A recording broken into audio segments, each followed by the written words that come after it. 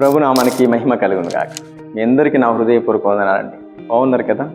చూడండి, మన దేవుడు మనల్ని చూస్తున్న దేవుడు, నిత్యమైన మనల్ని చూస్తున్న దేవుడు, నడిపించే దేవుడే. ఎవరైతే దేవుని మీద ఆధారపడతారో, దేవుని మీద ఆయన ఆనుకుంటారో, వారి జీవితంలో ఎన్నటికీ కరువు రానిడు, దుఃఖంలో ఆయన ఎప్పటికీ అప్పగించాడు, ఆ వేదన గురి చేయడు. ఎప్పుడు నువ్వు దేవుణ్ణి ఆధారం చేసుకున్నావు, దేవుని కాకుండా వేరెవరినైనా ఆధారం చేసుకో. మాకు మా నాన్న ఉన్నాడండి, మా చిన్నాన్న ఉన్నాడండి, మా మామయ్య ఉన్నాడండి, నువ్వు ఎవరిని ఆధారం చేసుకున్నా నీకు ఈ జీవితంలో ఏది జరగదండి. కానీ ఎప్పుడైతే నువ్వు దేవుణ్ణి ఆధారం చేసుకుంటావో ఆయనే నిన్ను నడిపిస్తాడు, ఆయనే పోషిస్తాడు, ఆయనే నిన్ను రక్షిస్తాడు. ఒక మాట మీకు జ్ఞాపకం చేస్తాను. కీర్తన 3వ అధ్యాయం 6వ వచనం, యెహోవా నాకు ఆధారం. దేవునికి స్తుతి కలుగును గాక. నేను అంటున్నాడు, ఆయనే నాకు ఆధారం, ఆయనే నా దిక్కు, నన్ను బలపరిచేది ఆయనే, ధైర్యపరిచేది ఆయనే, రక్షించేది ఆయనే, నాకు ఆయనే ఆధారమని ఈ దావీదు దేవుణ్ణి ఆధారం చేసుకొని జీవించుతున్నాడండి. మనమైతే ఏదో అన్న ఆధారం చేసుకుంటాం కదా. నాకు బంగారు ఉందండి, మాకు ఇల్లు ఉందండి, మాకు పొలం ఉందండి అని వాటి మీద నువ్వు ఆధారపడినంత వరకు దేవుడు నీ విషయంలో ఏ కార్యము చేయడు, ఏ ఆశీర్వాదం నీ దగ్గర తీసుకురాడు. ఎప్పుడైతే ఇవన్నీ కాదు, నా దేవుడే నాకు ఆధారమని దేవుణ్ణి ఎప్పుడైతే ఆధారం చేసుకుంటావో నీ జీవితంలో అద్భుతం చూస్తావు. చూడండి, యోసేపు చెరసాలలో వేయబడ్డప్పుడు ఆ చెరసాల ఉన్న వారికి 2 కళలు వస్తాయి. ఆ కళలకు భావం చెప్పినప్పుడు ఫస్ట్ అతను అడుగుతాడు, నువ్వు రాజు దగ్గరికి వెళ్ళినప్పుడు ఒక్కసారి జ్ఞాపకం చేసుకో, నా గురించి రాజుకు చెప్పు.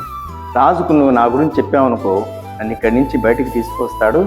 అందును బట్టి అక్కడ ఒకసారి నన్ను జ్ఞాపకం చేసుకొని అడిగినప్పుడు దేవుడు ఆ మాట వింటాడండి.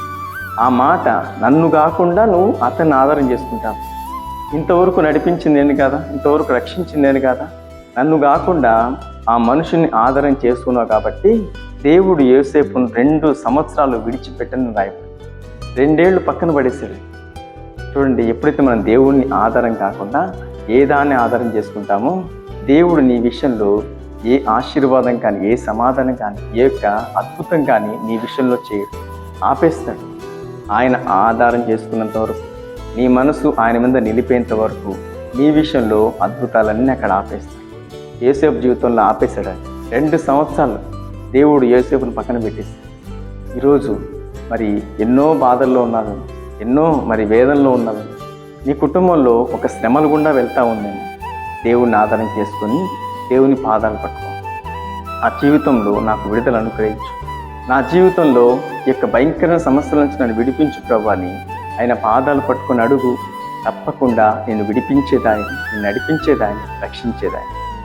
అట్టి కృప ప్రభు మనందరికీ దయచేసి విడుదల ప్రతి వారికి దయచేయను గాక. ఆమేన్. మీ అందరి కోసం ఒక చిన్న ప్రార్థన చేస్తాను. మహాపరిశుద్ధుడా, మహోన్నతుడా, నీకు స్తోత్రం. మాటలు ఉంటున్న ప్రతి బిడ్డలు నిన్ను ఆధారం చేసుకోవాలి, నీ పాదాలు పట్టుకోవాలి. నా దిక్కు నీవే ప్రభు అని ప్రతి మనస్సు నీ మీద ఆనుకొని చేయాలి ప్రభు.